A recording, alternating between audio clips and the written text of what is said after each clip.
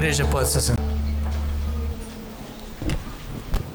Queridos, continuando a nossa série de sermões na segunda carta de Pedro, vamos abrir então em 2 Pedro 2, 10 a 19. 2 Pedro 2, de 10 a 19, o texto da nossa manhã.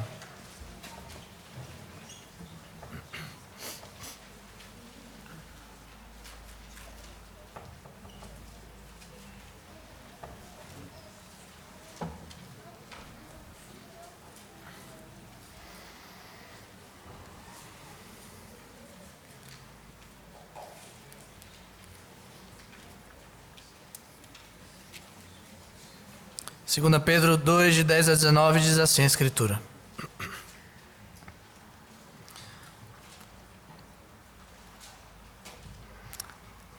Na verdade eu vou pregar de 10 a 19, mas eu quero ler 2 versículos antes para contextualizar a nossa leitura. Primeiro 4, depois o 9, depois a gente vai de 10 a 19. 2 Pedro 2, o 4, diz assim: Ora, se Deus não poupou anjos quando pecaram, antes, precipitando-os no inferno, os entregou ao abismo de trevas, reservando-os para o juízo. Verso 9. É porque o Senhor sabe livrar da provação os piedosos e reservar sob castigo os injustos para o dia do juízo, especialmente aqueles que, seguindo a carne, andam em imundas paixões e menosprezam qualquer governo.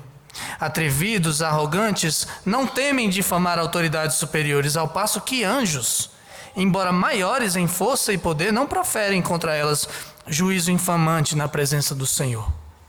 Esses, todavia, como brutos e irracionais, naturalmente feitos para presa e destruição, falando mal daquilo em que são ignorantes, na sua destruição também hão de ser destruídos, recebendo injustiça por salário da injustiça que praticam, considerando como prazer a sua luxúria carnal em pleno dia, quais nódoas e deformidades eles se regalam nas suas próprias mistificações, enquanto banqueteiam junto convosco, tendo olhos cheios de adultério e insaciáveis no pecado, engodando almas inconstantes, tendo o coração exercitado na avareza, filhos malditos, abandonando o reto caminho, se extraviaram seguindo pelo caminho de Balaão, filho de Beor, que amou o prêmio da injustiça.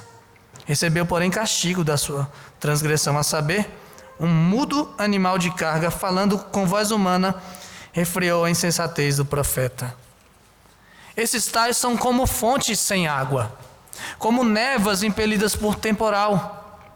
Para eles está reservada a negridão das trevas, enquanto proferindo palavras jactanciosas de vaidade, engodam com paixões carnais por suas libertinagens aqueles que estavam prestes a fugir dos que andam no erro, prometendo-lhes liberdade, quando eles mesmos são escravos da corrupção. Pois aquele que é vencido fica escravo do vencedor. Vamos orar? Senhor, obrigado por essas palavras. Palavras duras, difíceis, as palavras necessárias para nós aqui. Palavras trazidas pelo Teu Espírito Santo por meio de Pedro. E pedimos, Senhor, que o Teu Espírito Santo seja aquele que ilumine as nossas mentes, aqueça os nossos corações para que nós possamos entendê-los também. Em nome de Jesus. Amém. Se eu tivesse que escolher uma palavra para resumir o pensamento da nossa sociedade ocidental atual, eu não sei qual que você iria escolher, mas a minha com certeza seria a palavra liberdade. Nós amamos falar de liberdade. Hoje em dia, uma das coisas que mais está em voga é a tal da liberdade de expressão. Nós amamos falar de liberdade, nós lutamos pela liberdade. E se for preciso, nós morremos pela liberdade. Essa palavra também resume nosso espectro político, claro, em aspectos diferentes, mas ela resume bem também. De um lado, nós temos aqueles que querem ser livres da moral, livres dos costumes dos antigos, digamos assim. Eu quero ser feliz, eu quero fazer o que eu quiser, eu quero ser quem eu quiser. Eu quero ser livre sem ser julgado por ninguém. E no outro extremo nós temos aqueles que querem ser livres da interferência dos governos. Eu quero ser livre para construir a minha vida. Eu quero ser livre para desfrutar daquilo que eu conquistei. Eu não devo nada a ninguém. Cada um no seu quadrado. E hoje em dia ainda tem a combinação dessas duas coisas. Gente que desdenha de toda e qualquer autoridade. Gente que não admite prestar contas dos seus atos a ninguém. É gente que diz assim, olha, eu não quero que ninguém, absolutamente ninguém, diga o que eu tenho que crer, fazer, dizer. Nada. Nada. Não diga nada. Eu vou fazer o que eu quiser. Eu vou pensar do jeito que eu quiser. Eu vou falar do jeito que eu quiser. Essa é a nossa sociedade. Mas sabe, esse pensamento não se restringe aos que estão lá fora. Tem muita gente dentro da igreja que pensa assim. Ou que se não pensa, se diz que não pensa, na prática age assim. E olha, isso não é novidade no meio do povo de Deus. Isso vem desde que o povo é povo. Desde que o povo caiu. Por isso Pedro ele escreve esse trecho da sua carta para mostrar que essa liberdade é uma ilusão. E para mostrar que esses tais defensores da liberdade tal qual o mundo vê, como é que eles agem? E qual que é o destino deles? Em resumo, nessa manhã nós vamos ver que quem não se submete à autoridade de Deus não é livre. Não é livre. É escravo do pecado. E vai ser destruído no fim. Quem não se submete à autoridade de Deus não é livre coisa nenhuma. É escravo do seu pecado. E vai ser destruído no fim por causa disso. Nós vamos ver isso em 2 pontos. E o primeiro deles é que quem menospreza as autoridades instituídas por Deus será destruído pelos seus próprios atos. Pedro está deixando aqui lembretes finais preciosos aos irmãos da dispersão. Ele queria que os irmãos permanecessem na fé, firmes, mesmo depois dele morrer. E isso não só pela perseguição que estava chegando naqueles irmãos. Isso não só pelos sofrimentos que poriam à prova a fé daqueles irmãos. Mas principalmente porque a maior ameaça para a igreja nunca está do lado de fora. Sempre está do lado de dentro. Os falsos mestres. Semana passada nós vimos Pedro alertando seriamente que, no início do capítulo 2, que surgiriam falsos mestres na igreja, trazendo heresias destruidoras para tentar desviar aqueles irmãos do caminho da fé. E desde o Antigo Testamento foi assim, falsos profetas surgiam com novas doutrinas. Olha só, Deus me deu uma revelação só para mim, novinha em folha, é agora. Mas ao mesmo tempo eles renegavam a soberania do Senhor. Ao mesmo tempo eles renegavam toda a palavra de Deus e criavam esses novos ensinos. E isso movidos por ganhar vantagem em cima das pessoas. Movidos por avareza. E eles, impressionantemente, eles conquistavam muitos seguidores. Foi assim no Antigo Testamento. Foi assim no tempo de Pedro. E é assim hoje. Ganham muitos seguidores, eles atraem as pessoas com suas palavras.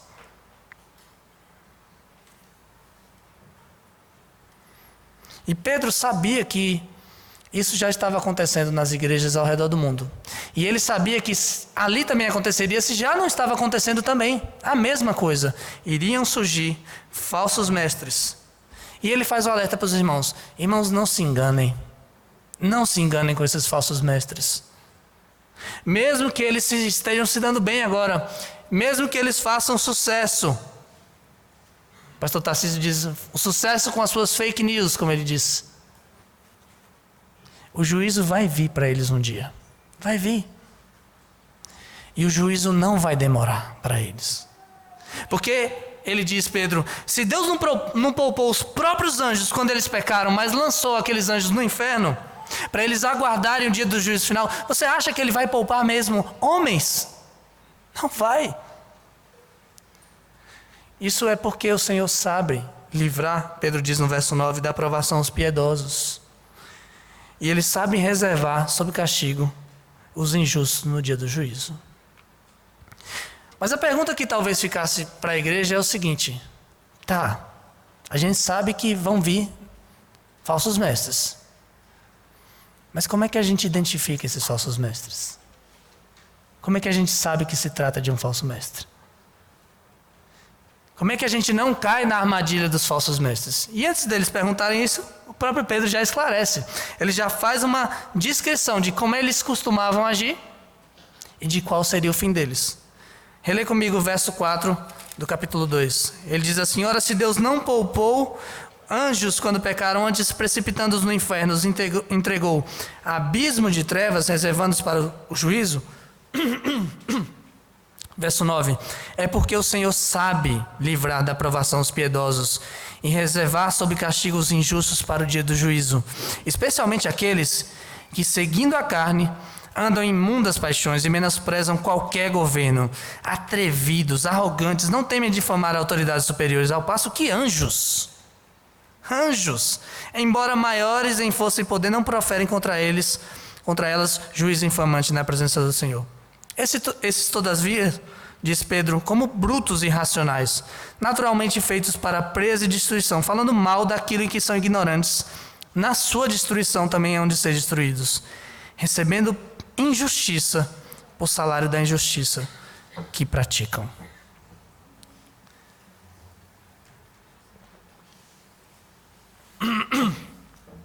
Pedro diz que os falsos mestres têm duas características principais. A primeira delas é que eles andam em imundas paixões.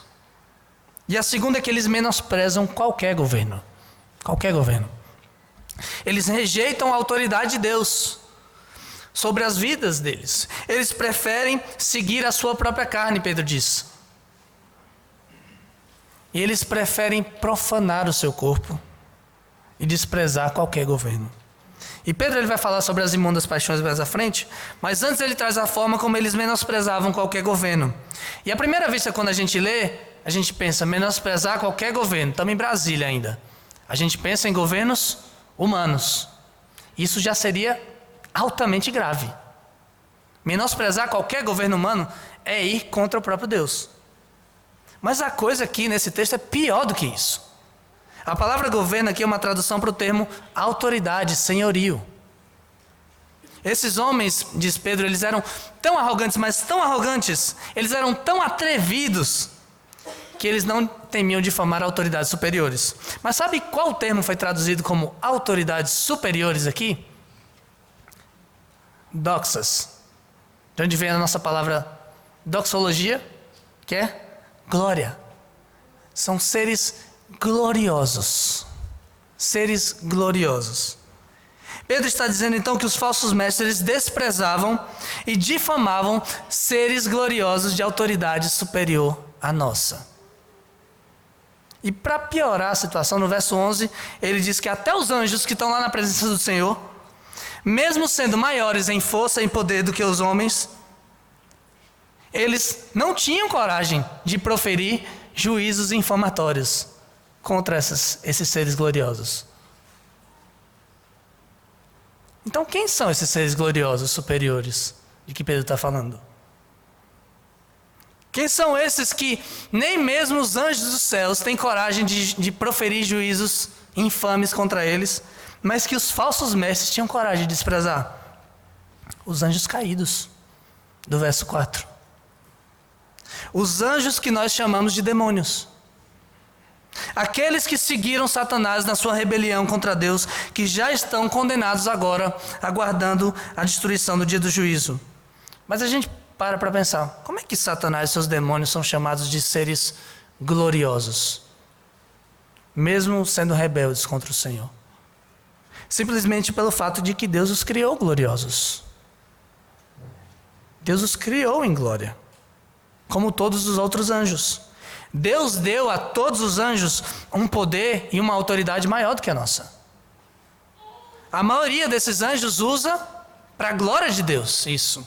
para o nosso bem, como diz Hebreus 1,14, mas outros, como Satanás, como as suas hostes demoníacas, eles usam isso em rebeldia contra Deus e eles tentam nos levar junto. Você vê que mesmo caído, Satanás ele é chamado por Jesus em João 14,30 de o príncipe deste mundo. Há uma autoridade dada a ele. Incrivelmente, a gente lembra da história de Jó. Deus dá poder a Satanás para tocar em Jó, para acabar com o que estava ao redor. Ele tinha uma autoridade. Claro, a autoridade dele nunca foge ao controle da autoridade de Deus. Ele não é Deus, mas ele tem autoridade. Deus é soberano, inclusive, sobre o mal. Mas o mal tem autoridade para fazer estragos aqui. Satanás e seus demônios eles já estão condenados à destruição. Mas isso não dá motivo para os anjos celestiais ficarem fazendo juízos infamantes contra eles.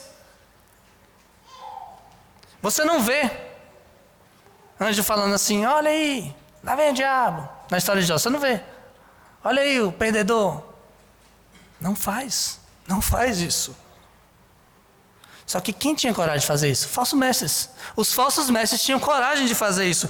O verso 12 diz que eles falavam daquilo que eles não conheciam. De uma realidade que é muito superior a eles, que eles não conheciam. Eles pareciam, Pedro fala, brutos, animais irracionais, criaturas que agem por instinto, que nasceram para serem feitas de presa, para serem destruídas pela sua própria destruição. Lembra do que a quem o próprio Pedro compara Satanás na sua primeira carta? Ele diz que Satanás anda em nosso derredor como um leão. Um leão. Pronto para nos devorar. Já imaginou alguém pagar de valentão e ir no meio de um bando de leões? Fala assim, vou lá. Ver o que acontece. Já imaginou pior ele ir e provocar os leões? O que será que ia acontecer com essa pessoa? Outro dia eu vi um louco desse fazendo isso no Instagram. Ele se vestiu de leão e ele foi tirar selfie, com as leoas. Só que ele foi reconhecido. Quando ele foi reconhecido, ele correu, subiu na árvore lá e ele ficou apavorado, tremendo, porque as leoas estavam tentando subir, A sorte dele é que ela não sobe. Se fosse onça pintada, tinha subido. Mas ele ficou apavorado lá. E no vídeo é engraçado, mas na realidade aqui que Pedro está trazendo, não é engraçado, é perigoso, é sério. Pedro não está falando de brincadeira, ele está falando de desprezar autoridades que o próprio Deus criou como se elas fossem coisa pouca. Quando você menospreza autoridades instituídas por Deus, querido, querida, seja elas quais forem, você menospreza a autoridade do próprio Deus. Por isso Pedro diz que aqueles homens eles receberiam a injustiça. Eles receberiam o mal que eles mesmos faziam. A injustiça como salário da sua própria injustiça. Queridos, a palavra de Deus ela nunca nos autoriza a insultar, a fazer piada, a proferir juízo contra o diabo, contra os demônios. Eles são nossos inimigos, sim, mas nós não somos os juízes deles. E tem muito homem que acha que é juiz do diabo e do demônio. Nem os anjos gloriosos, que nunca caíram, eles fazem isso. O que dirá de nós? O Senhor é o juiz deles. Só o Senhor. Ele sim é o juiz deles. Mas naquele tempo e hoje em dia, tem gente que menospreza esses seres. Tem gente que brinca com eles, fazendo pouco caso de quem eles são. Veja que quando isso acontece, sempre tem um falso mestre por trás. Basta você ligar a TV, bota lá naquele canal. Vai ter um lobo disfarçado de pastor, entrevistando um demônio, fazendo piadinha com a cara dele e falando assim, fala teu nome. Fala teu nome.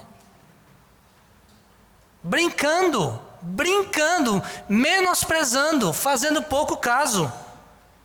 Ou então o outro que fica dizendo, pisa na cabeça do diabo. Tripudiando, fazendo piada com demônios. Sabe, ele é tipo um valentão mesmo, puxando o rabo do leão para ver o que vai acontecer. A gente já sabe o que vai acontecer, a palavra de Deus diz. Esses homens que brincam, eles estão brincando com o próprio Deus. Eles vão ser destruídos na sua própria destruição. Eles vão receber como salário a própria injustiça que eles fazem. Outra forma de menosprezar esses poderes do mal é fingindo que eles não existem. E os reformados preferem essa. Fingir que não existe. Tem uma jaula dizendo que tem um leão lá dentro. Mas eu entro, não tem nada, não tem leão não. Eu vou entrar lá. E eu vou no mínimo me machucar feio. Se eu for do Senhor, Ele vai me preservar. Mas no mínimo eu vou tomar umas baitas de umas dentadas. É isso que os crentes fazem quando baixam a guarda.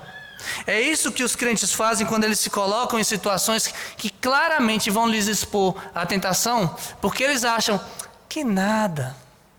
Eu sou forte, eu dou conta. Eu dou conta que nada, bobeira. Tudo isso é ensino de falso mestre. Tudo isso. Não menospreze os seres gloriosos, ainda que eles sejam maus, porque quem faz isso não crê na palavra de Deus. Simplesmente isso. Quem menospreza, quem diz que não existe, quem faz pouco caso, quem faz piadinha, é porque não crê na palavra de Deus. A palavra de Deus diz que há sim um diabo, há demônios que têm autoridade nesse mundo. Mas também diz que Cristo já venceu todos eles. Todos eles. E que Cristo vai destruí-los no fim. Enquanto esse dia não chega, nós temos que lidar com eles como a palavra de Deus diz para nós lidarmos. Nós temos que nos vestir da armadura de Deus. Está lá em Efésios 6. Nós temos que nos proteger, nós temos que resistir ao diabo. Sem medo, confiando no Senhor. Nós temos que clamar a Deus que Ele não nos deixe cair em tentação, mas nos livre do mal. E nós temos que ter a certeza de que Cristo vencerá no fim e nós venceremos com Ele. Nós não vamos ser derrotados por eles.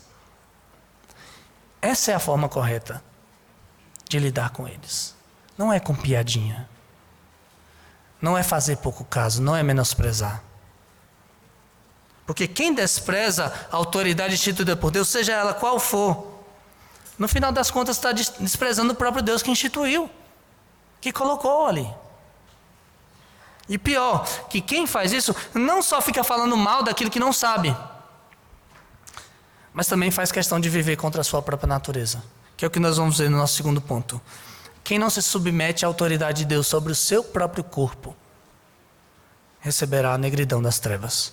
Vê comigo o verso 13, parte B.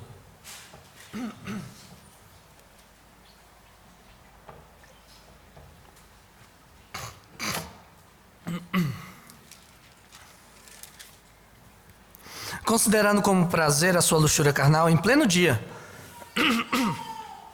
quais nodas e deformidades eles se regalam nas suas próprias mistificações, enquanto banqueteiam junto convosco, tendo os olhos cheios de adultério, insaciáveis no pecado, engodando almas inconstantes, tendo o coração exercitado na avareza, filhos malditos. Abandonando o reto caminho, se extraviaram, seguindo pelo caminho de Balaão, filho de Beor, que amou o prêmio da injustiça. Recebeu, porém, castigo da sua transgressão, a saber, um mudo animal de carga, falando com voz humana, refreou a insensatez do profeta.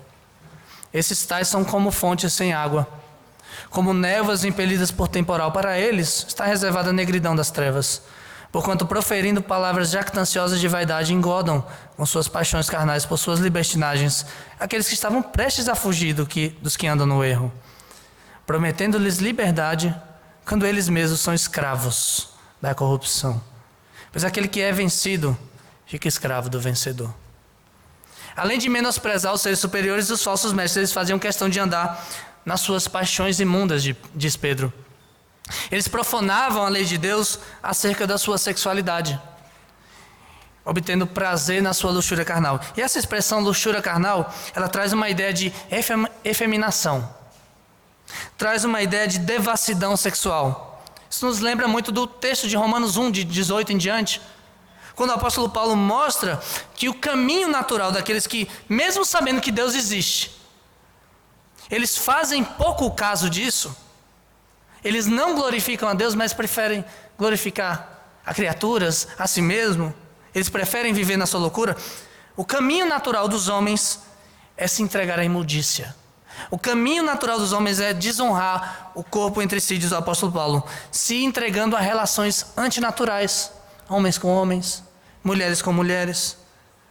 E eles fazem isso, os homens, para desprezar o Criador. E esses falsos mestres, eles faziam exatamente isso. Só que para piorar, eles não se escondiam, eles faziam em pleno dia, diz Pedro. Em pleno dia. Para todo mundo ver, quem quiser ver, que veja. Por isso Pedro chama esses homens de nódoas e deformidades. Manchas e máculas, outra tradução. Se Pedro diz em 1 Pedro 1,19 que Cristo é o Cordeiro sem mancha, sem mácula, que nos resgatou, e Paulo diz em Efésios 5,27 que um dia ele vai nos apresentar como uma noiva sem mácula, sem defeito, esses homens, eles são exatamente o contrário disso. Eles são a mácula, eles são o defeito, eles são a perversidade personificada no meio da igreja.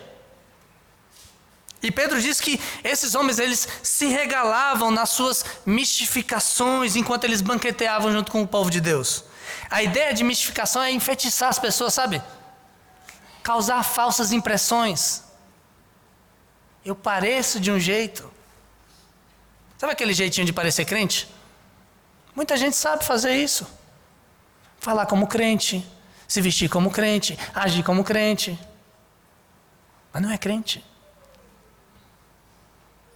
E naquela época era comum que os irmãos se juntassem num grande banquete, eles chamavam a festa de ágape, festa do amor, e nessas festas eles banqueteavam juntos, eles comiam e bebiam juntos, e no final eles tomavam a ceia do Senhor.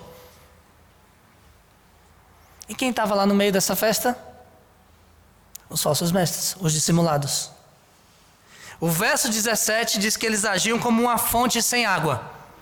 Por fora o poço está lindo, coisa mais linda aquela fonte. Nossa, vai dar água limpinha, boa. Quando você joga o balde, tem nada. Só tem areia. Não mata a sede de ninguém. Eles pareciam também, diz o verso 17, como névoas impelidas por um temporal. Sabe quando tem uma nuvem escura e você olha para ela e fala, caramba, ali vai chover. Vai chover.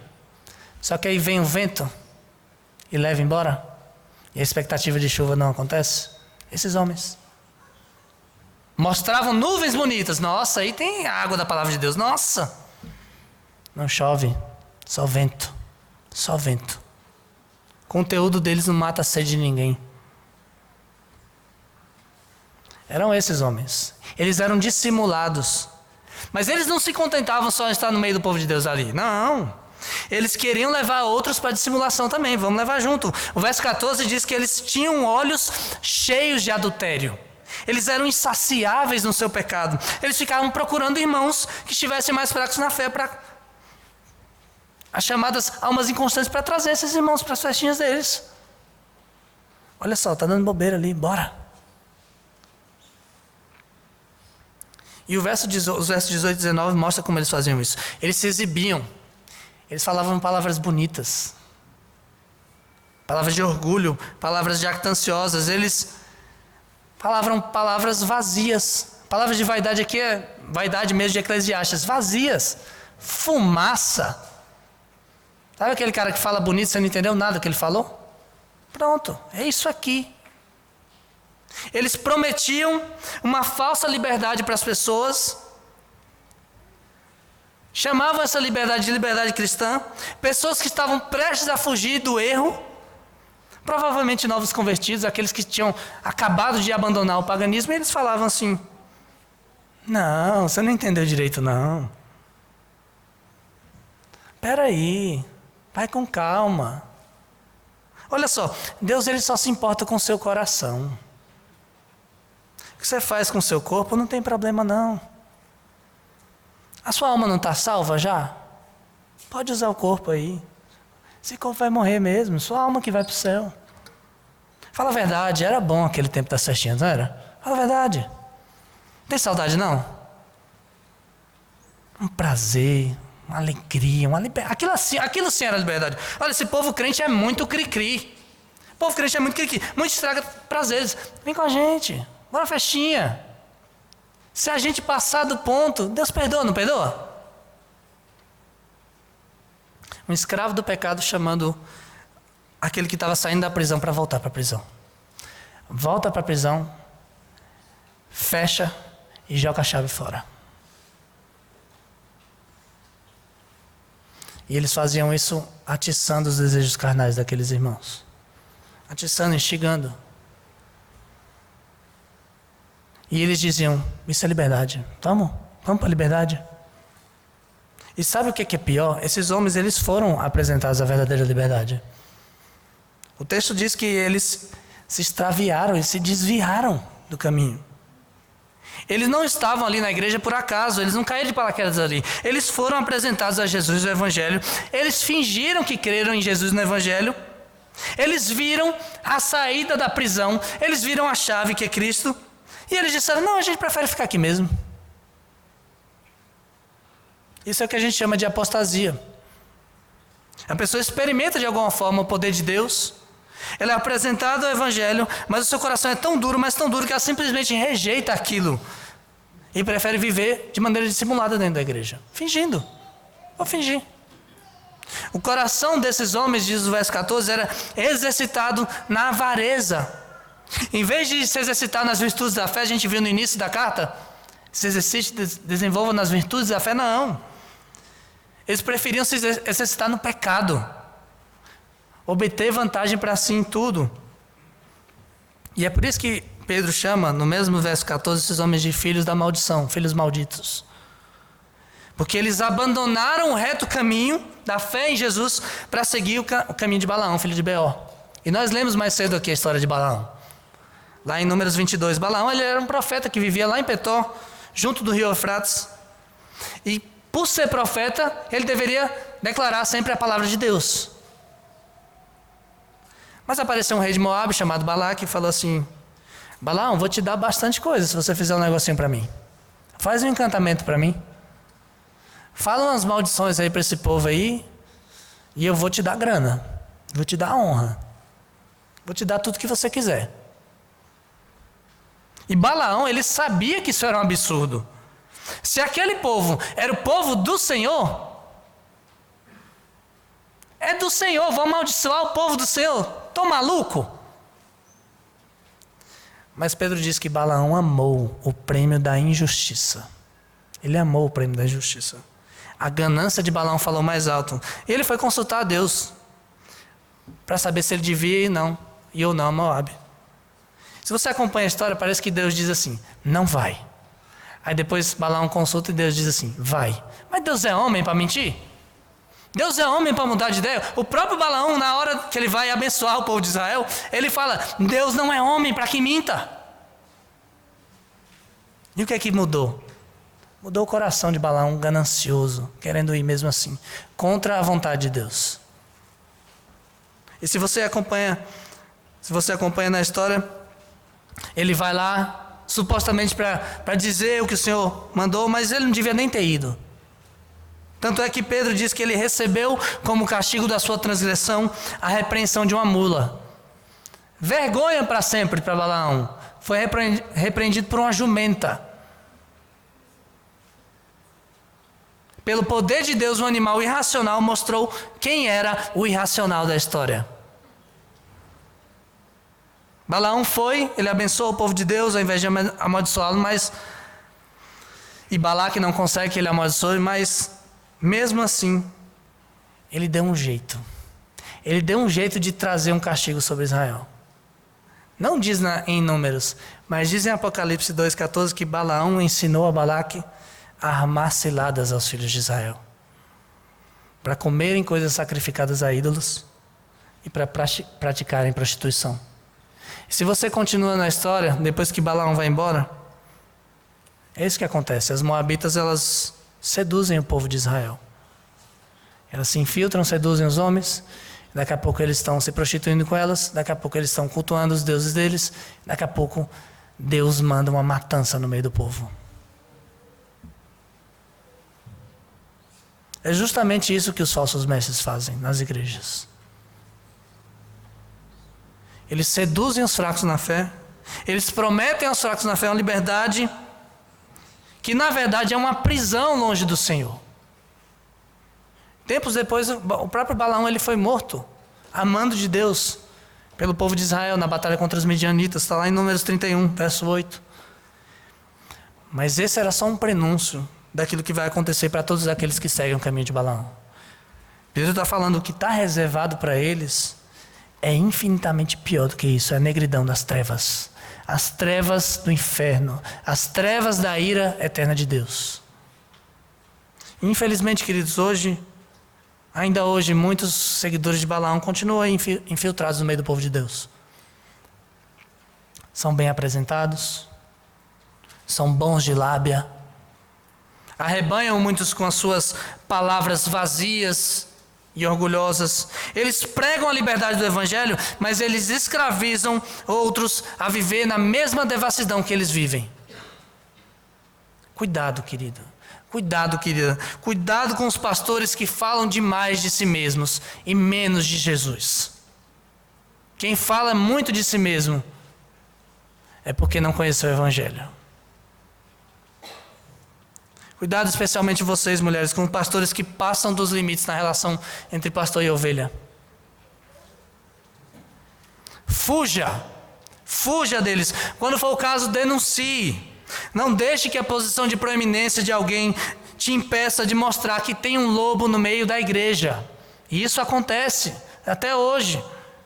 E confie que mesmo que o estrago já tenha sido feito com você, o que espera esses homens é a negridão das trevas.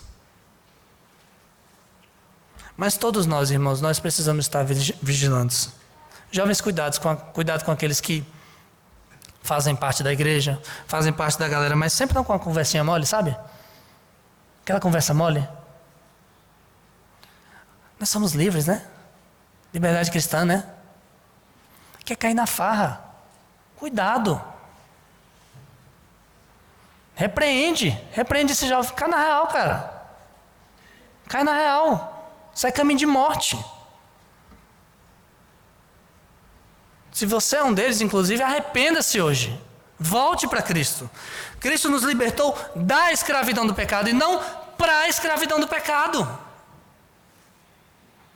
E nós também, queridos, devemos nos lembrar que o nosso corpo não é nosso, mas é do Senhor. Como diz o apóstolo Paulo em Romanos 12:1, nós devemos apresentar o nosso corpo como sacrifício vivo, santo e agradável a Deus. A forma como você lida com o seu corpo, especialmente na área sexual, diz muito sobre quem é o Senhor da sua vida na prática. Não pense que a pornografia, fantasias na sua imaginação, os flertes, as conversinhas moles não vão dar em nada. Vão dar sim. Começa assim. Daqui a pouco você está afundado no pecado. Daqui a pouco você está tão duro, tão distante, que talvez você nunca tenha sido. Ou se você foi, vai doer para voltar. Arrependa-se, procure ajuda, saia da prisão. Isso não é liberdade não, isso é prisão. Porque quem não se submete à autoridade de Deus sobre o seu próprio corpo está oferecendo o corpo para outro Deus, que não Ele. Só isso. Talvez si mesmo. E a palavra de Deus diz aqui que isso é caminho de morte. Isso é caminho de trevas. Não é o seu caminho, crente. Não é o seu caminho. Queridos, o Senhor é soberano sobre tudo. Todas as coisas estão debaixo do governo santo, sábio e perfeito do nosso Deus. Até os anjos, seres poderosos, eles não ousam contestar a autoridade do Senhor. Eles não ousam. Mas nós homens, nós achamos que nós podemos contestar. Nós achamos que nós podemos não nos submeter. Isso é um engano cruel. Isso é um engano que nos persegue desde o Éden, quando nós caímos na conversa de Satanás.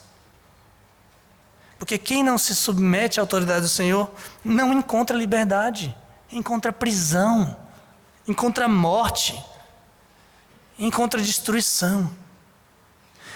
As trevas do inferno, da ira divina, são destino de todo homem sem Deus, inclusive daqueles que vêm regularmente à igreja.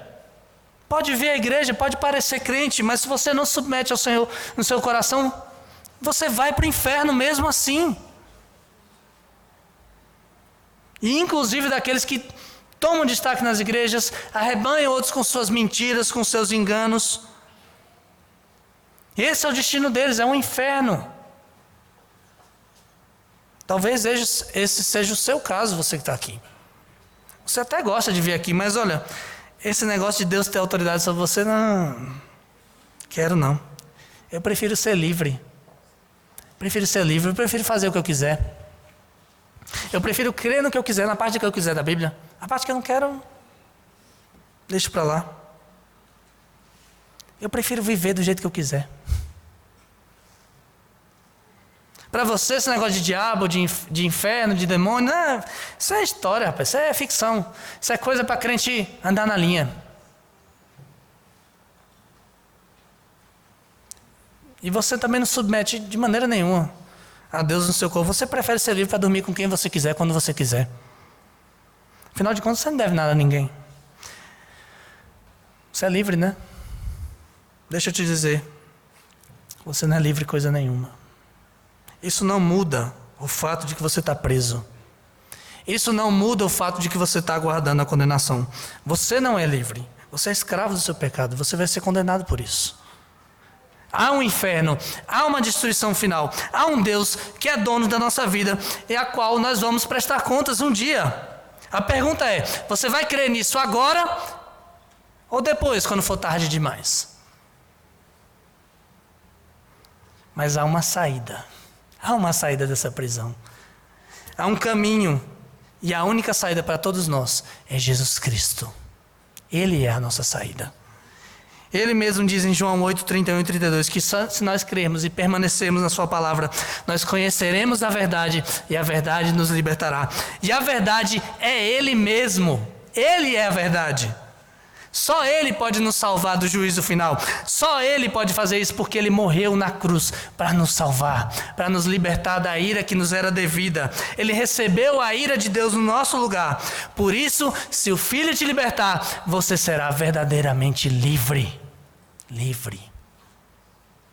Livre da condenação eterna, livre para ser quem você deveria ser, livre para se achegar ao Senhor com confiança nos méritos de Jesus Cristo, livre para viver para a glória de Deus, livre para se submeter à sua vontade que é boa, perfeita e agradável. Isso sim é liberdade. O que o mundo diz que é liberdade não é coisa nenhuma. Liberdade é viver para Cristo. Isso sim é liberdade. É isso que você anseia tanto na sua vida. É disso que você tem que falar para todo mundo. É por isso que você tem que lutar. Mas você não precisa morrer não. Porque quem morreu pela nossa liberdade foi Jesus. Vamos orar? Obrigado, Senhor, porque somos livres para te obedecer. Livres para ouvir a tua voz, porque Jesus pagou a nossa dívida eterna. Obrigado porque não somos mais escravos do pecado. Obrigado porque somos livres para viver para ti. Se há alguém que é escravo do pecado aqui, liberta.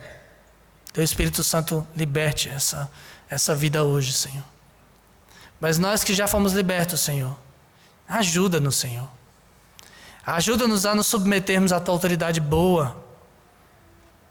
Seja por meio das coisas que nós não entendemos direito, seja também por meio do nosso corpo.